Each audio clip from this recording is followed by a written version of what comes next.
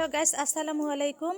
আজকে আমি দেখাবো পুরনো দিনের দাদি নানিদের হাতের একটি রেসিপি। সেটি হচ্ছে আলু সিদ্ধ, যা খেতে অনেক সুস্বাদু।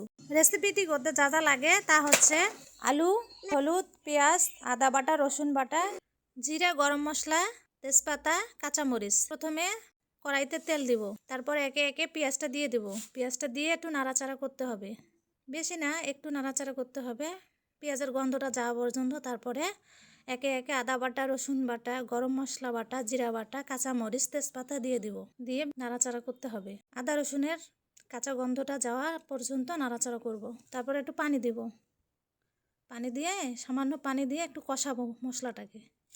পরিমাণ মতো হলুদ, লবণ, জিরে গুঁড়ো, ধনে গুঁড়ো, শুকনো মরিচের গুঁড়ো দিয়ে আরেকটু নেড়ে চেড়ে নেব।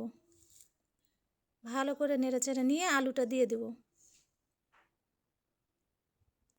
মশলাটা যত ভালো করে কষানো হবে, রান্নাটা আলু সিদ্ধটা তত ভালো হবে।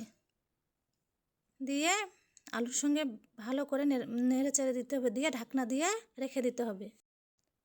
20 মিনিট পরে ফিরে আসলাম। আমার রান্নাটি এখন কমপ্লিট হয়ে গেছে। এটি হচ্ছে পুরনো দিনের একটি রান্না।